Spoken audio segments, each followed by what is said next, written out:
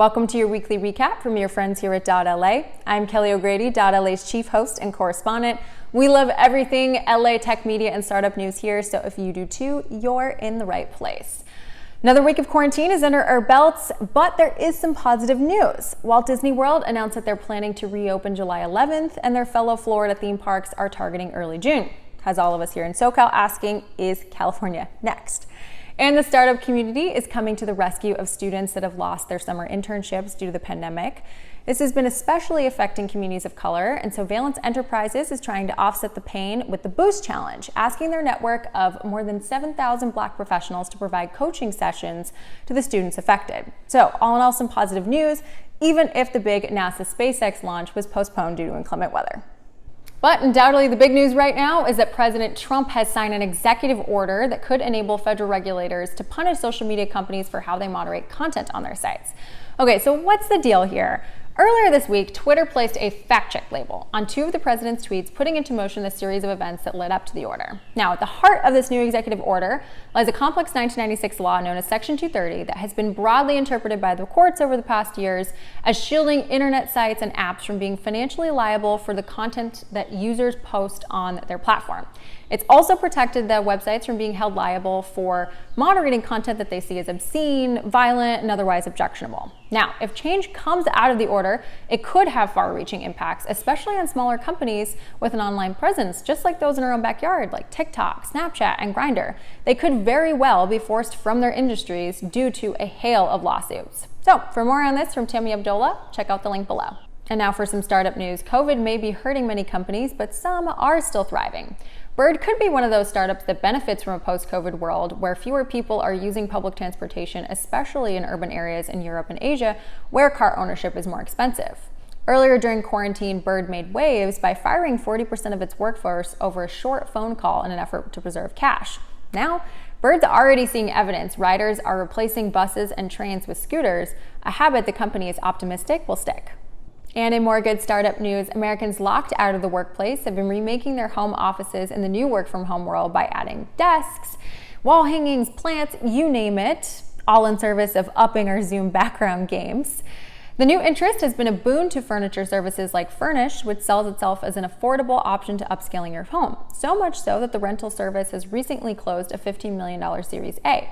The company pitched itself as part of the circular economy as secondhand used items have become more digestible to the eco-conscious consumer. Armed with a new infusion of cash, Fernish is looking to expand their reach beyond the service area of Los Angeles and Seattle Metro. And it's no surprise. Orders for home office furnishings at Fernish surged 300% over the past 2 months. For more on these from Ben Bergman, check out the links below. And now over in media, I know I sound like a broken record, but streaming remains king. The new streaming service from AT&T's Warner Media, HBO Max, launched this week. Advertised as the place where HBO meets so much more, it launches with over 10,000 hours of content from a range of brands, including HBO, Warner Brothers, Cartoon Network, Turner. It joins the ever-crowded streaming war space as we all fiend for content at home, bringing popular classics like Friends and Harry Potter to the quarantine viewing pool. So, very excited to spend my quarantine weekend with Monica and Rachel. Check out our Q&A with two of the creators. In more streaming news, one of those services on the block is struggling. Quibi had several major advertisers asked to defer or extend their payment this week. It's more bad news for the startup, especially when Quibi's leader's ability to charm content creators and woo advertisers was widely considered the platform's secret sauce leading up to launch. And finally, as esports giant FaZe Clan prepares to celebrate its 10th anniversary, the CEO admits that it is mind-blowing for a lot of people that they've even lasted this long.